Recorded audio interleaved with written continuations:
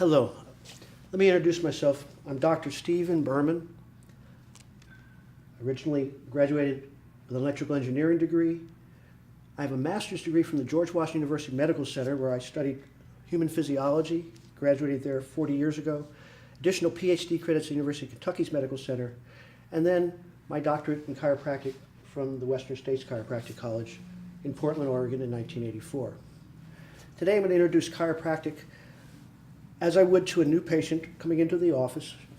I'd be taking any patient in and asking them whether they've been to a chiropractic office before, and whether they had or not.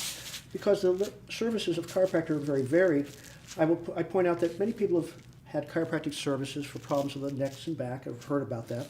But I'll be adjusting all the different parts of the body, arms and legs, hands and feet.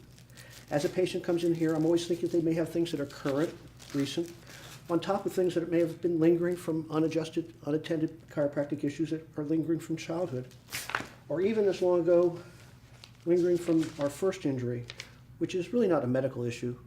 Thank goodness not broken or bleeding, but misalignment is well accepted, generally not evaluated for our children, nor treated at the time of the injury. So anybody coming in to see me, I'm always thinking has issues that may go as far back as their first injury at birth, childhood injuries, or issues that are more recent. I'll start by showing these two books here. These are by Dr. Forrester and Dr. Gregory. Dr. Forrester and Dr. Gregory are both medical doctors prior to studying chiropractic. This book here in my right hand is written in 1923. One in my left hand is from over 100 years ago. It's written in 1910. I'd like to show the pictures that you see here are not unlike the pictures of me giving adjustments I've shown you just prior to this. These were the adjustments, the services of a chiropractor that our ancestors felt were important, that they wanted to have preserved and passed down through time till someone finally comes in to see me as they will today. We've always had women and men in chiropractic from the very beginning. How is it that I'm here at all? What is this 12-letter word chiropractic? This is Dr. Palmer. Dr. Palmer is our first chiropractor. He's not the first to give an adjustment, but he's the first to write it down. Someplace in a cave someplace, somebody gave a hug. It went pop, typical of a chiropractic adjustment, and that person became the cave chiropractor. But that knowledge was found and lost through the generations until Dr. Palmer comes along. He gives an adjustment. The person gets better. He writes it down now.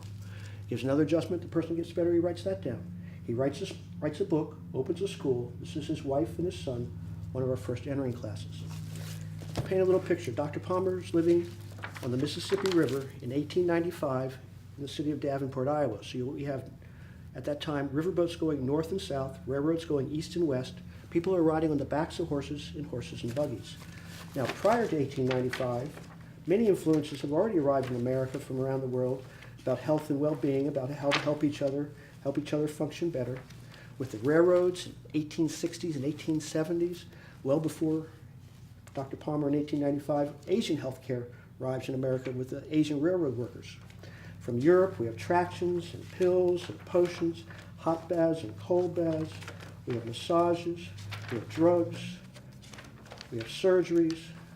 We have all kinds of things people do prior to 1895, when then Dr. Palmer comes along and starts providing chiropractic adjustments. And it's the chiropractic adjustment that separates chiropractic from all other services that I've already mentioned. Now, in an office that someone might have been to in modern times, hopefully the chiropractic adjustment is offered, but along with the chiropractic adjustment, all kinds of other services, hot packs and cold packs and tractions and electrical stimulating machines may be offered also in a chiropractic office. But to our ancestors, chiropractic meant only the providing of the chiropractic adjustments, and that's what I do here today for patients that I will be seeing. Dr. Palmer can't take care of all the people who want to see him, so he starts teaching. I emphasize that people come by horse and buggy from far and wide, by riverboat and such. They don't come to town 3 times a week. They come to town 3 times a year. In many offices, it's suggested that for chiropractic to be a success, many treatments per week for many weeks might be necessary, but it could never have been standard when people came by these transportation means. And again, I hope to always provide a service that's useful for a person, even in a single treatment, that would have been allowing chiropractic fame to spread as it did back in the 1895 era into the early 1900s, when it became so popular and so many people went away from medicine and surgery that the medical doctors, in collusion with the sheriffs up in Iowa, had Dr. Palmer arrested for practicing medicine without license. He defended himself by saying what we do is not taught in medical schools, examined by medical boards, or practiced by medical doctors. So it can't be the right charge, practicing medicine without license. We're practicing chiropractic, a separate and distinct healthcare service, and people are willing to march in the streets, politic in the State House. People know that they now want the services of a chiropractor, just like they want the services of a dentist when they want the services of a dentist, and they want to find either of them in jail. And the chiropractic roundups continued in Texas, where we are right now, until 1949. In Louisiana, the roundups continued until 1974, when the last 2 chiropractors were arrested. Currently, we're hearing that in Asia, in Taiwan, that chiropractors are being arrested currently. But we expected everywhere that chiropractic is being repressed, services of chiropractic are not available, the backlash will occur as it did in this country, and that the people will continue to march in the streets, politic in the state houses, for the right to have their chiropractic adjustments. The big story in news was not about insurance. For many years, for 75 years, one license law was passed in one state, and the rest of the states were still arresting. Then another state would pass a license law, and the rest of the states are still arresting around it.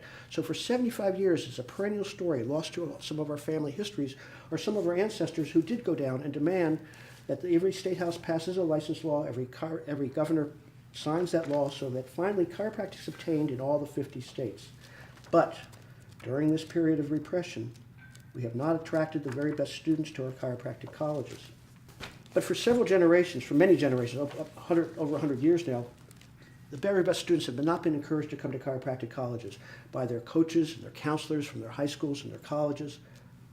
So that now we do have chiropractors who've entered our profession that maybe have not been at the level that would have been allowed to stand behind Palmer. This was like an NBA, WNBA team standing behind Palmer. He expected them to get it in the hoop every time, not 3 times a week. He expected them to play from court level, not on top of some electrical stimulating machine or other device. And that's the type of practice I hope to provide continuously now today as we move into the future.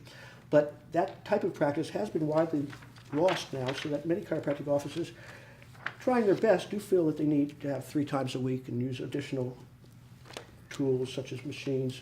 But again, none of that would have been recognized to our ancestors when they went to a chiropractic office. Now, as I mentioned before, chiropractic has always included more than just the necks and backs. Pictures here from 1906 of adjusting the feet.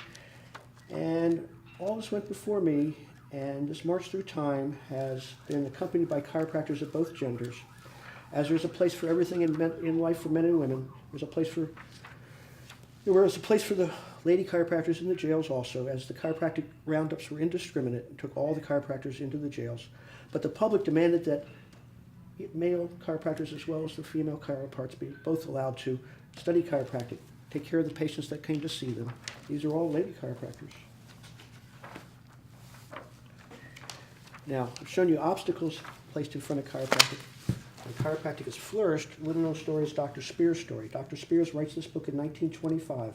By 1983, he has a 600-bed chiropractic hospital in the big city of Denver, Colorado, to handle all the people coming to see him and his staff for the same adjustments I've shown you consistently through all these pictures.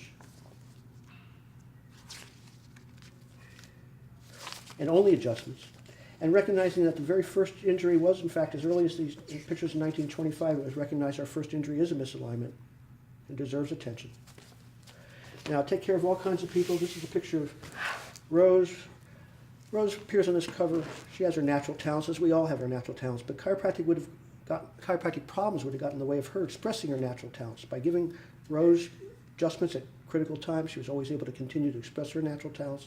So she shows up on the cover of this magazine here.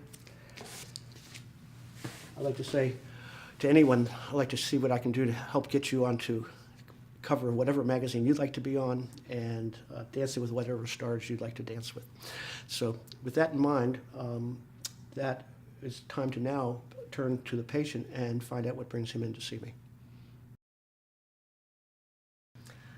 Again, I'm Dr. Stephen Berman, and I'm going to be interviewing Kevin today. He's a new patient to me. He's been to a chiropractic office before. I'm going to ask him, as I ask everybody who comes to see me, to point where it hurts. to tell me what brings him to see me, but to show me with his hands as he goes. Kevin, do you have an area that has your attention first as you sit here right now? Right here. And just like a detective story, I'm going to be putting a timeline and everything. I'm going to be asking about every joint in your body eventually, not just the major area. I'll be trying to line up all the suspects, see who the culprits are, see who knows each other. Let me ask, first of all, about how long has this been bothering you? 15 years. Has it been worse recently, in the last few days, weeks, or months? In the last 2 days, or actually the last week, because I got worked on. I got some body work done. Let me ask you this. All on this side or mostly on this side? How about the other side? There's a little bit of referral pain on the other side, but it's almost all on the left side. Got it. Now, mid-back, upper back, neck. You may not have these as your major areas of complaint, but if you had one place to point to, or one area to show me, where would you have one place to point to, one spot that has your attention? Mid-back, down here? The lower back is the worst right now. Use your left hand back there. Is it more on the left side, you think? Yeah, it's a little bit more on the left side. Okay. And again, mid-back, upper back, neck. Do you have any one area that bothers you through those areas, more or less one side or the other? Mid-back and left side a little bit A little more. bit more on the left. Mhm. As you use your hand here, does it come all the way up here to the base of your skull or more down your shoulders? It does both because Both? I have some arthritis in my lower back and neck. As you use the word arthritis, I'm going to be looking at only chiropractic issues. Arth means joint, an arthropod is a jointed creature. Itis means inflammation, bronchitis, sinusitis, arthritis. So many people have inflamed joints, but I'll be looking for a chiropractic reason for the joints to be arthritis, to be inflamed. So yes, even though you have other diagnosis, other names for it, let's see what chiropractic issues you actually have in these areas. Has this been worse recently during the last few days, weeks, or months? Yes, over the past week because of the body work, unlocking it. Again, things are a little stirred up right now. Mhm. Knees, ankles, toes. Any one knee, any one ankle, any one toe, anything different left or right? Old injuries, numbness, tingling, knees, ankles, toes? If I were to do squats right now, my knees would burn. I don't have much cartilage in my knees. Again, you mentioned not much cartilage, but again, we'll look for chiropractic issues. A lot of times we may think something's structural, but in the same area there may be misalignments. Mhm. Let's remove the misalignments. That's what I intend to do by giving thorough chiropractic adjustments. And then you'll be better able to tell whether it's structural issues versus chiropractic issues. Sometimes when we remove the chiropractic, what we thought was structural turned out to be chiropractic all along. Mhm. Again, that's what I'll be doing is diagnosis by trial therapy. Give you a trial of chiropractic adjusting, thorough chiropractic adjusting. The things that get better must be chiropractic. If it doesn't get better, maybe not. Let me see what it turns out. Do you think one knee is more so than the other? I think they take turns. I think the right might be a little bit worse. Very good. Ankles, feet, and toes. Anything? Any old injuries? Any one toe? Any one foot? Any one ankle? I've tore the right ankle, the ligament, about 4 or 5 times. About how long ago was your last injury to your? It was only about, I did a very mild roll of it about a month ago. And you still feel residual right Month now? and a half, yeah. From that last time? Okay. Mhm. Other side? Not really. Other side is okay. Okay. Numbness, tingling? No. No. I've got plantar fasciitis, but that doesn't really count. Well, I don't know. Everything, it may be chiropractic when we look at it because we have multiple bones and all through. And again, that's a medical itis, plantar, Mhm. bottom of the foot, fascia, Mhm. itis. Let's see if we can find a reason for you having it. Probably there's a chiropractic issue there that it's been lingering and left unattended to. Let's see what we figure out today. Do you think that whatever you call, whatever you call it, is it more in one foot than the other? Yeah, it's only on the left. Only on the left. Very good. Not very good. Good that I know about it. Mhm, Good that yeah. you have it. Let me see if I can help you.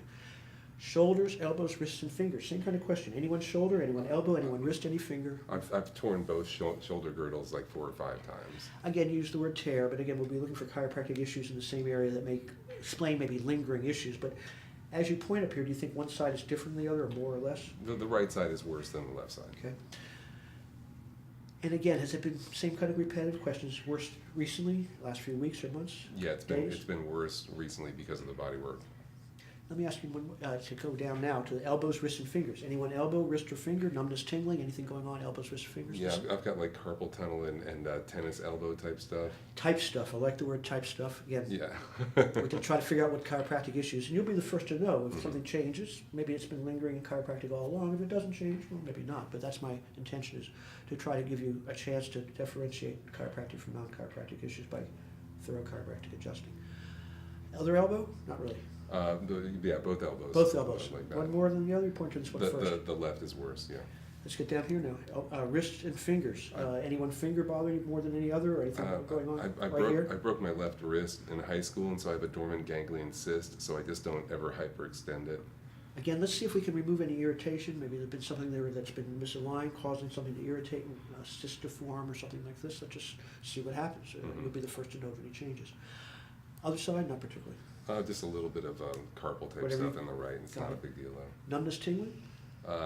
Only when my carpal gets really bad. You feel it come down your hands? Yeah, I feel it come down, especially this more this side of the hand. Now, again, you mentioned from here to here, but you also pointed, of course, up here. So the nerves that go to your hand really originate way up here. So as we limit something to calling it carpal tunnel, this or that, we really limited our diagnosis to just one region where that same nerve extends all the way down. Let's just see what we figure out as we go. Right. One more series of questions. Headache. Is headache part of your life? No, it's not. Issues of the jaw. People call it popping, clicking pain. Can't bite on one side, TMJ, lots of names for it. Is that part of your life? Yeah, I got a little bit of TMJ on the left side. I grind. Something that, again, my repetitive question, something that's been worse recently, something that's been going on for a long time? It's been going on for a long time. Issues of breathing. People call it sinus, they call it allergy, they call it congestion, they call it I can't breathe through my nose, I can't breathe on one side, I can't breathe at night. Lots of names for it. Is that part of your life? I got a baseball bat to the nose when I was a kid, and then any time I sparred, it would re-injure it, and so. Yeah. As you sit here right now, do you feel like you can breathe better or different on one side or the other? I guess my left side is better right now. But it may shift around a little bit? Yeah, I can shift around. All right. And you mentioned that injury, I don't really ask your age, but you mentioned back in years ago you had this injury to your head, but about how many years, roughly decades ago, or? Yeah, it was like 4 decades ago. 40 years ago, Yeah. that you had a bump, okay. Roughly. Even at this time, misalignments can still be lingering, waiting to be resolved even after all this, even after that amount of time, meaning that a cut heals in 7 to 10 days, a broken bone heals in 7 to 10 weeks, a ligament may heal in 7 to 10 months, but a misalignment may stick around for 7 or 10 decades until it's realigned. So let's just see what we figure out as we go. There is, even for these old injuries, possibly chiropractic issues that are still waiting to be attended to. I think I have the questions asked and answered that I need to have asked and answered, and I would then proceed to giving you some examinations here on the table and proceeding with adjustment after that. Okay. Kevin, if you come over here now, and I'll have you lay face up, please. Lay on your back, face up. We'll just slide down just a bit here. Okay. Kevin, I'm going to check a couple things as we get ready to get started here. I'm going to check your leg length, see how you're laying here right now. Now, as I bring you together, this foot hits about a finger above the other one. Mm-hmm. If you peek down your body, you'll see that this one lays out more, and this one lays up more, and this one's a little bit above the other one. Mm-hmm. Most likely, you have a twist like this, put one side up and the other side down, some in and out. And then some of your discomforts are coming from back here where I'm touching back here. Mm-hmm. Right here we have these two dimples. Just like this is the dimple where the elbow joint, well, we all know about that. These two dimples are at the joint between the triangular tailbone, the sacrum, where it joins to the iliac portion of the hip bone. So they're called the dimple joints or the sacroiliac or SI joints. With the pubic joint up front, it makes a ring we call the pelvis, and the ring will get twisted. And when it does, we see one side pulled up compared to the other, leg turned in and out, pain at the level of dimple. Now, the consequences of that are many. Once you're up like this, whole body has to compensate. One foot has to hit differently, the knees have to take a different course. They would like to go like this, but once you're up like this, they have to go like this. Let's see what we figure out as we go. I'm going to start way down here. And we'll work all the way up and out your arms. We're going to do many different adjustments. We'll do some sitting adjustments, face down adjustments, and eventually we check you even beyond that. Kevin, I'm going to have you take a nice breath in. And breath out. Here we go. And again, breathe in and out. Good. We're on our way. And one more time, breathing in and out. Here we go. And again. And one more time. Good. We'll come back later for more. Breathe in and out. Here we go. And again. Here we go. Hold. Good.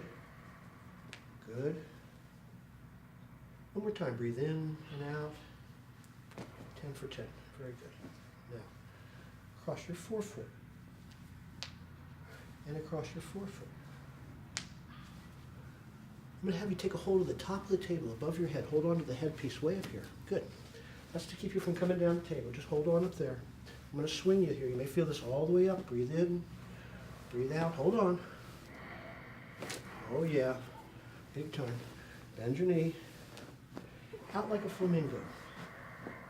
Up here. Continue to hold on. Breathe in and breathe out, Kevin. Here we go. And back again. Good. Excellent. Hold on. Here we go. Swing with me. Hold on. Nice. Bend your knee. Good. Out like a flamingo. Good. Up here we go. Hold on.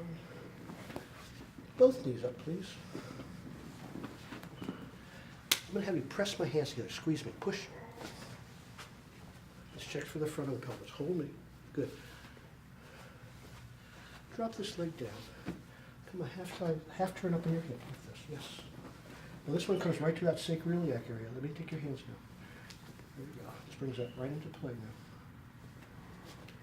First portion of this is to position you. This is not the adjustment yet. I'll let you know before any adjustment. Here we go, Kevin. We need position first. There we go. With your next breath in and breath out. Here we go with an adjustment. Here we go.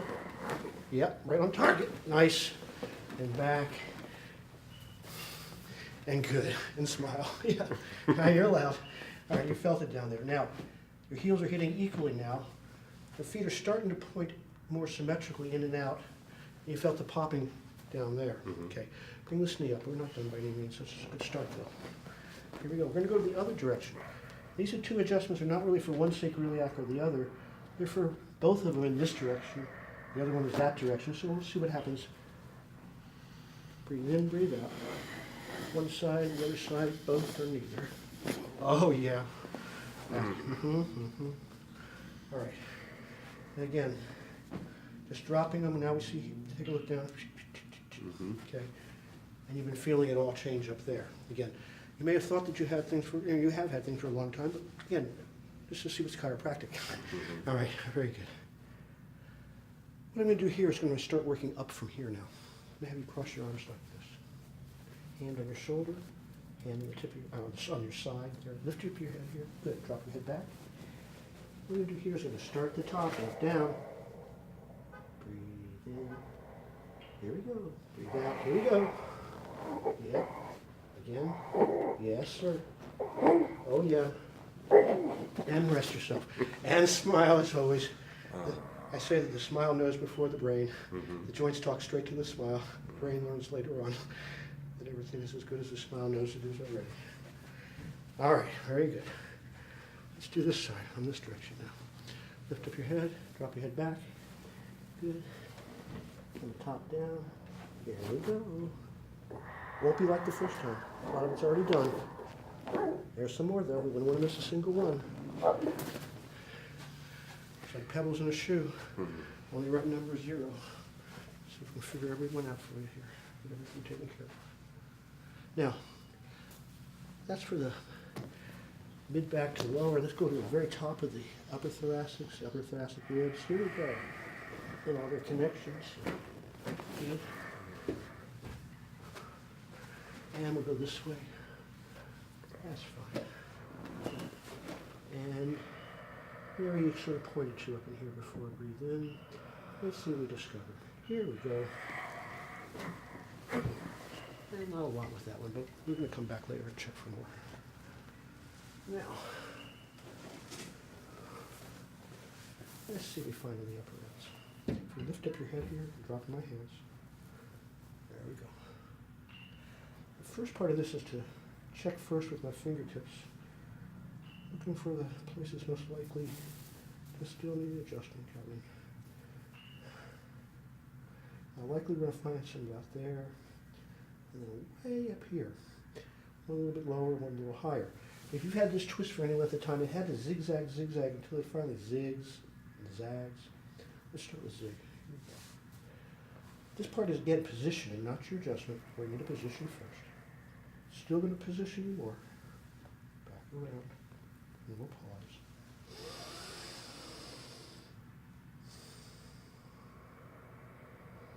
with your next breath, breathing in and breathing out. Here we go, with adjustment. Done. And rest. Excellent. Just really hope. Each time we're going to make sure that we take a moment, let the breathing bring you through it. Every breath helps bring you back from those first feelings. Now, positioning you, still position you. I'll let you know before the adjustment.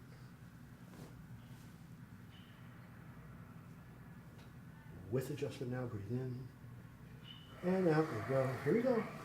That one already, but there's more. All right. And a great response. Go through it. Everything's just as I'd hoped for you. Released all the way to the base of your skull there. We've worked all the way up from below now. Zig and zag. Back and forth. Now, long pull from end to end. This will help coordinate all the adjustments we've done prior. There you go. Long pull. Here we go. And we'll feel it all the way down. And now we're just going to rest a moment. I'm going to reach all the way to the top here. All you're going to feel is a little pulsing near my fingertips as we pause and I hold along the joints at the base of your head.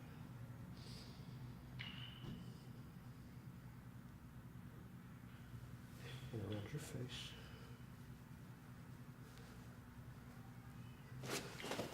And I'm going to check your elbow. Good, elbow. And your thumb. Good, thumb. Good. Fingers. We're going to go fingers down, down, down. We're going to go fingers up, up, up, and resting. We're going to go over here, elbow, elbow, fingers, fingers, fingers, fingers. Oh yeah.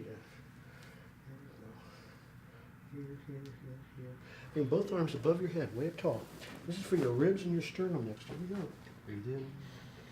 Breathe out. Ribs, ribs, sternum. Good. There we go. One more time. There we go. Right. I always check in with everybody right about now. So far, so good? Mm-hmm. Everything's as I would hope for you at every stage. I'm going to have you now come up to sitting like riding a horse. One leg there. Yes, indeed. Stabilize.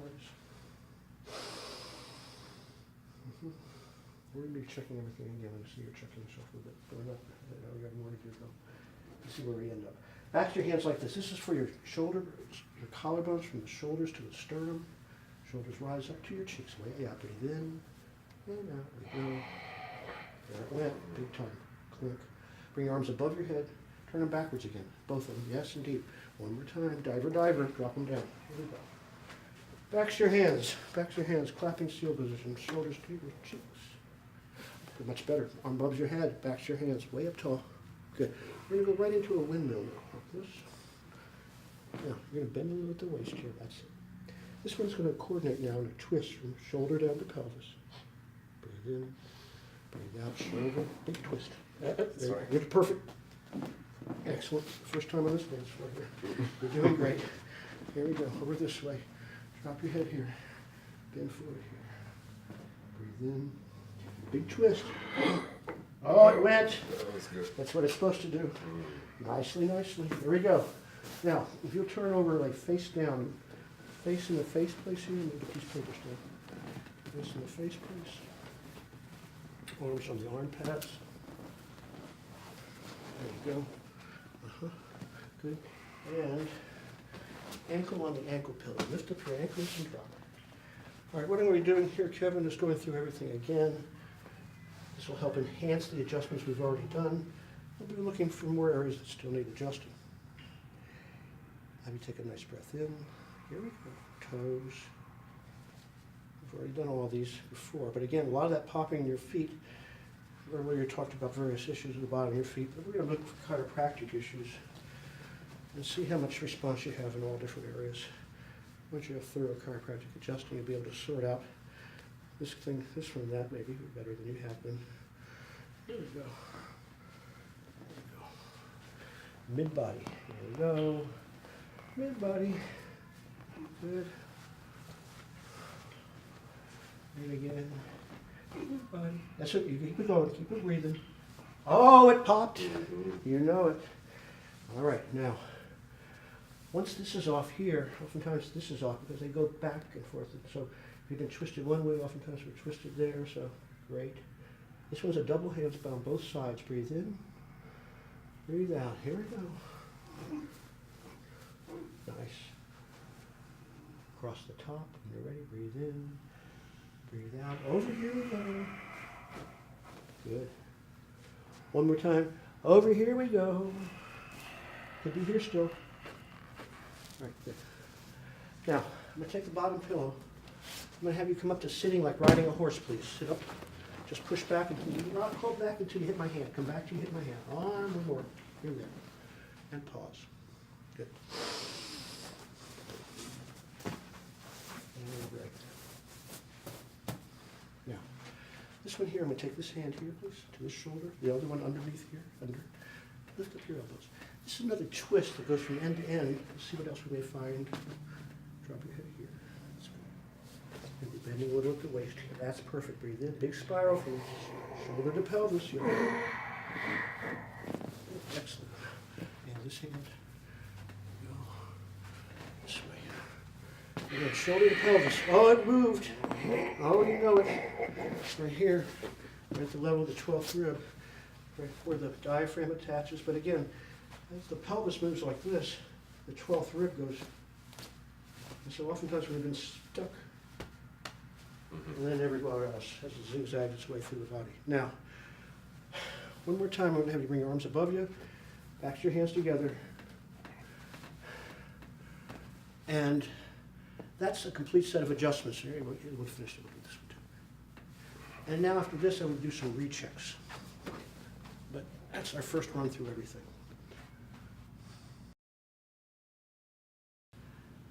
At this point now, I'm going to be showing off various adjustments. The various parts of the adjustment are always 4 parts, which are doctor position, patient position, line of drive, and thrust. For the feet, starting with the little toe. Doctor position is where I'm at. Patient position is face up. This will be the line of drive, and here comes the thrust. Breathing in and out. Here we go. And again for the next one. One more time for the third, the fourth, and the big toe. I'll now proceed to adjusting the forefoot. First to the outside and the inside. I'll have the patient hold the top of the table. I'll be adjusting from the ankle, although the adjustment may go all the way up through any place else also, including the ankle. Breathing in and breathing out. Here we go. The thrust. Now I'll be demonstrating adjusting the knee, the foot, and the ball and socket joint. Breathe in and breathe out. Here we go. Knee and foot. We'll go straight to the ball and socket joint. Good. And down. And this will be demonstrating adjusting of the sacroiliac joints. Bringing the knee up and a half turn up on her side. I'll place her hands here and my hand here. I'll bring her further into position to get the line of drive. It's already started to release, and now with the thrust, breathing out and back and rest. I'll now demonstrate adjusting for the pubic region. Both knees up, please. This is for the interpubic joint and the 2 ball and sockets. Breathe in and breathe out. Here we go. Hold and rest. I'll now demonstrate adjusting the mid-thoracics to the lower thoracic regions, including the rib cage. I'll have her lift her head and drop it back in my arm. I'll position myself as such. I'll roll her forward and lay my hand behind her. I'm using a hand hold like this, hand position. Breathing in and breathing out. There'll be a series, starting here, here, and then, and rest. I'll now demonstrate adjusting of the upper thoracic region, including the ribs and their connections to the spine and to each other. In this adjustment, my hand is laying open like this. I'm using the thenar eminence to provide the point of contact. I'll have her take a nice breath in I'll roll her up on top of my thenar, my thumb, and thrusting through, and rest. I'll now demonstrate adjusting of the cervical region, including connections to the upper thoracics and to the base of the skull. And breathing in and breathing out. Here we go, with the thrust. And back. And rest. I'll now demonstrate adjusting of the cervical region, including its connections to the upper thoracic spine, ribs, and to the base of the skull. And breathing in and breathing out with the thrust. And back. And rest. I'll now demonstrate a straight pull adjustment, which will help affect every area from the spine down to the pelvis, from the top to the bottom. Breathing in and breathing out, and rest. I'll now demonstrate adjusting of the elbow, wrist, hand, and fingers. Breathing in and breathing out with the thrust. And the thumb and the fingers.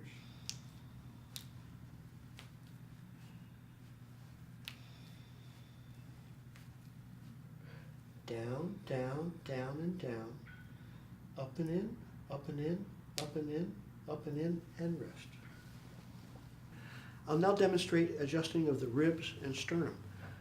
Bringing her arms above her, positioning my hands, having her take a nice breath in and out. Rib cage, rib cage, rib cage, and sternum, and rest.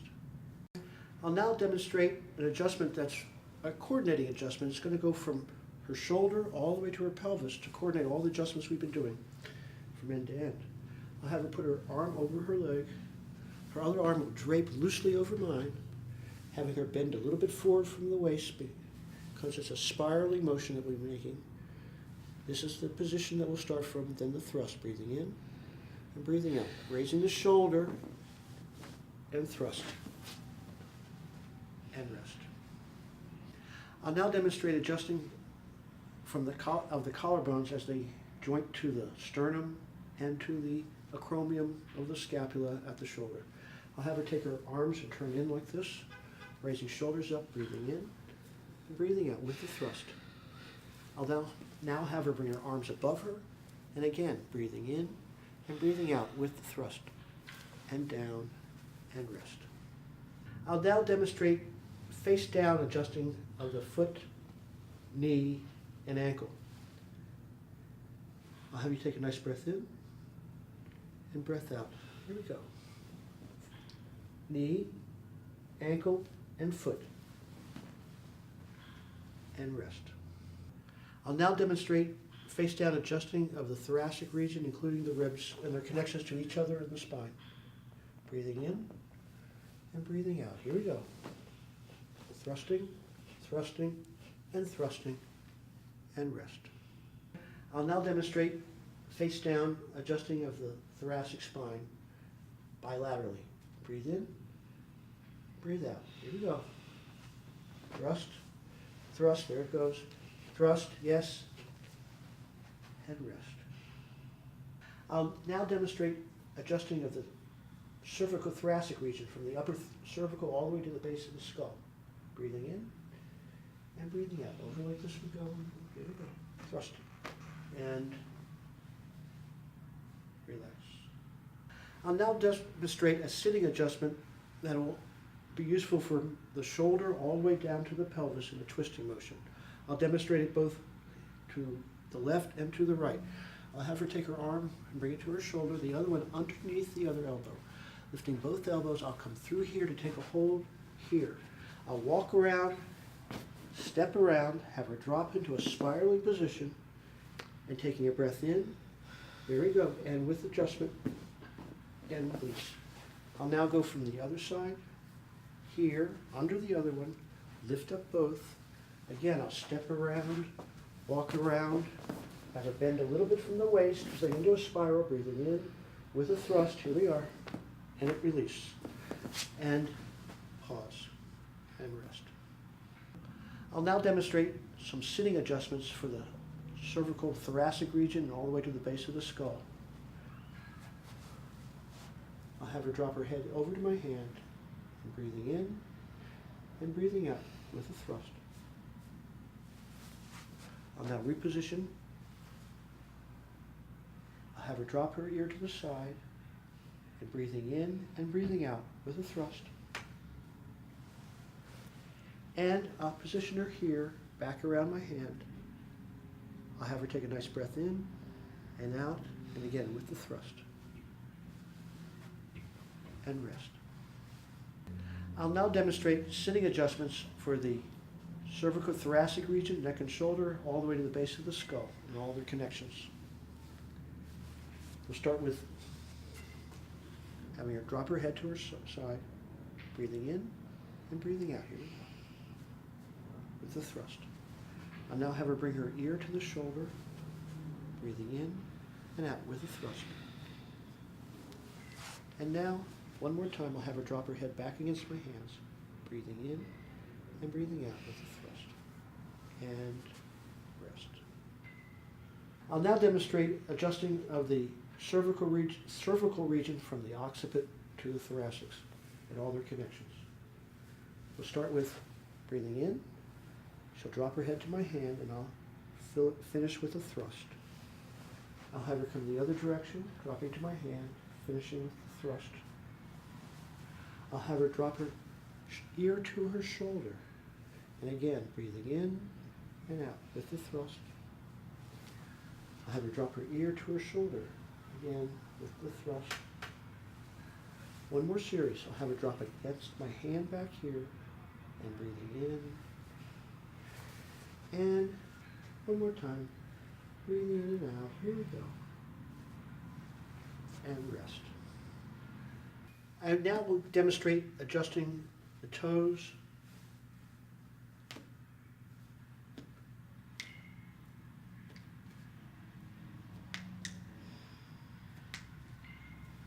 And rest. I'll now demonstrate adjusting of the forefoot to the outside and to the inside. And rest. I'll now demonstrate adjusting the ankle and all the way up to the ball and socket joint. Breathing in and breathing out as she holds the top of the table and thrust and rest. I'll now demonstrate adjusting the knee and the ball and socket region. This will also have an adjustment for the foot included. Breathing in, breathing out. Here to the knee, to the foot, and the ball and socket, and rest. I'll now demonstrate adjusting of the pubic region, the interpubic joint, and the ball and socket joints. I'll have her bring both knees up and press against my hands. Breathing in, breathing out. Hold my hands and rest. I'll now demonstrate adjusting of the sacroiliac region. I'll have her bring her knee up and a half turn on her side. I'll bring her into position further. And with a breath in and a breath out and the thrust. And back. And rest. I'll now demonstrate adjusting the thoracic region and the rib cage as it attaches to the thoracics and the ribs attached to each other. Breathing in. My hand is behind her. We thrust through. And again. And pause and rest. I'll now demonstrate adjusting of the upper thoracic ribs as they attach to the spine, and the thoracic spine attaches to the cervical region. Breathe in and breathe out, and with the thrust. Pause and rest. I'll now demonstrate adjusting of the cervical spine from the base of the skull, the occiput, down to the upper thoracic region. Breathing in and breathing out. And rest. I'll now demonstrate adjusting the arm, the elbow, the wrist, and the fingers. Breathing in, breathing out. Hand up first, and then down. Thumb, fingers,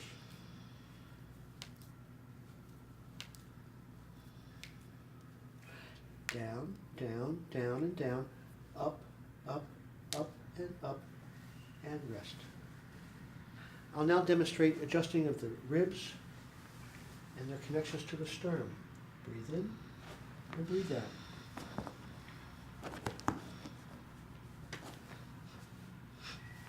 And rest.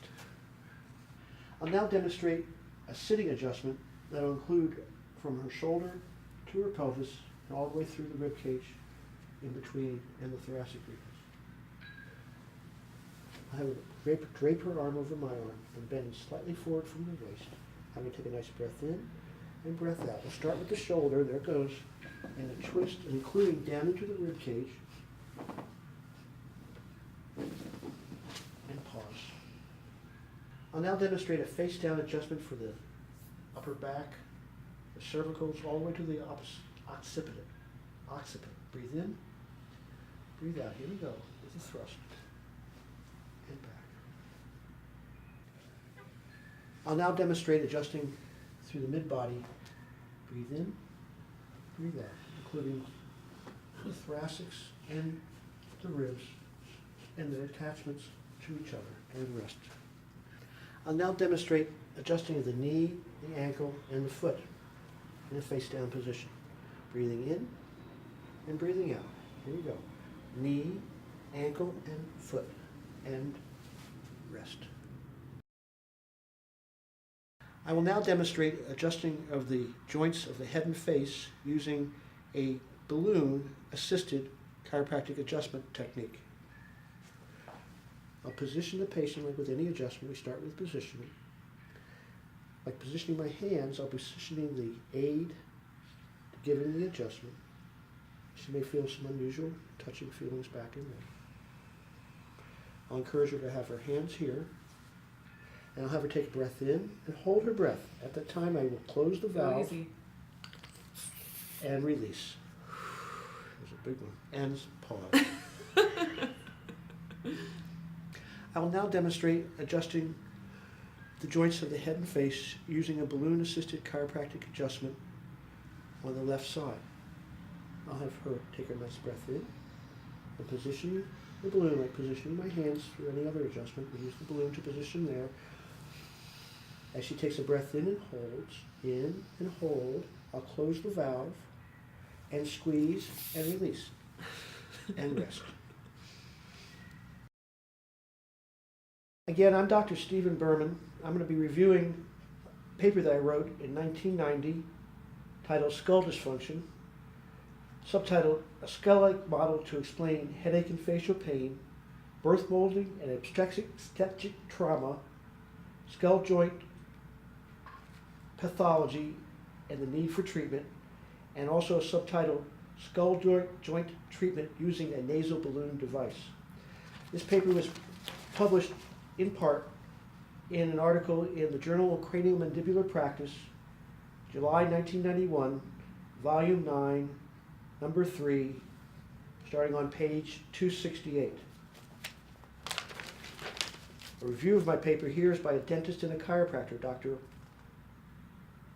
Curl, who reviews the paper and suggests that even well-trained dentists and chiropractors still lack in always helping as much as they'd like with problems of the head and face, headache and facial pains and jaw problems, that reading this paper might be useful to the reader who wants to try to help more. Your skull is joined from 22 bones that form 67 joints. It's by far the most complicated part of our skeleton. Most people know about the joints between the temporomandibular joint, but there's the temporal occipital joints, the temporal parietal joints, the temporal sphenoid joints. Oftentimes, a problem such as being called a TMJ problem, the temporomandibular joint being involved, well, oftentimes it turns out that it's actually a problem of the joints of the temporal bone surrounding the other parts of the temporal bone where it connects to the occiput, the parietal, and the sphenoid bone. And so that a dental problem may in fact be a chiropractic problem if the misalignment is in the skull. Again, 67 different joints of the skull. Many things trigger off headaches, and a list is here of all the different things, including emotional stress, menstrual cycle and hormonal changes, issues of the sinuses, fevers, congestions, headaches, changes in weather, high blood pressure, problems with the glasses and the squint muscles, issues of the spine and the jaw, even things as rare as tumors and aneurysms present themselves as headache oftentimes as a presenting complaint. Well, all of these have a mechanical stress upon the skull. The worry wrinkle that forms during emotional stress will cause the bones of the skull to be pulled further out of line, causing pains that may not be apparent until the mechanical force of the muscles are applied, then to become headache behind the eye or any number of other places. All of these triggers for headaches create a stress within the skull, either from the inside, from pressure increasing on the inside, or from pressure from the outside, or from torquing misalignments and other problems from the neck and the jaw and other places such as this.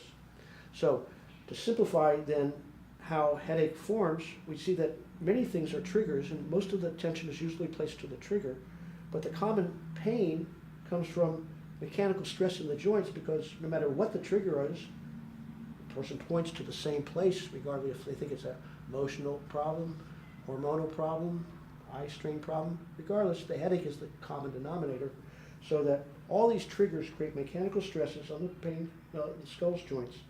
The brain, the joints fire off the pain fibers that have been found within them. The brain receives the information, and we perceive head and facial pain.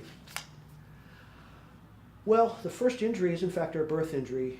It's well accepted that at the time of birth, misalignment occurs, especially of the skull.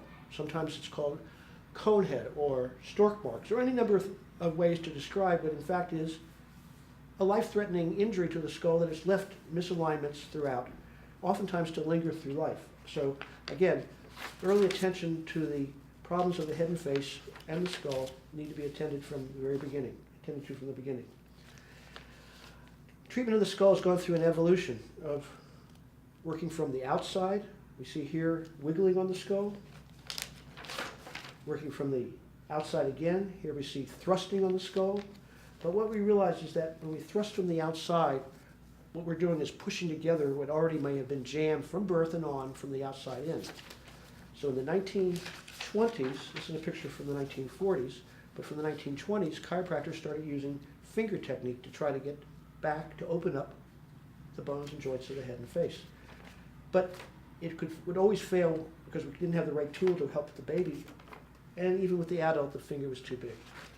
So back in the 1930s, there's a reference as early as 1938 in Denver. Dr. Barber shows pictures in a book of using an aid to replace the finger with a way to more effectively adjust the skull.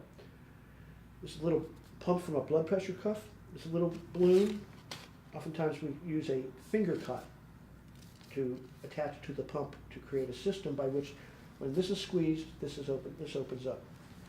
With an applicator that we shaped from a small wooden toothpick, we then place the balloon in the nasal passageway, not the sinus. The nasal passageway is placed in the spaces between the bones. The sinus is a hollow within a single bone, and the balloon does not go there. It sits within the nasal passageway, which is highly jointed. When placed there, and an adjustive force is given, just like with an adjustment to the body, but an adjusting force using the hand to express the force through the balloon to the joints of the head and face.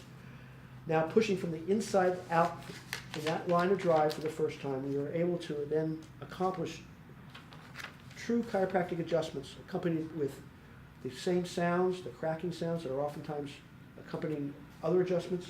They now occur from the head and face, when no other technique will allow that to happen. The paper was reviewed, has its references, and I thank you for your attention.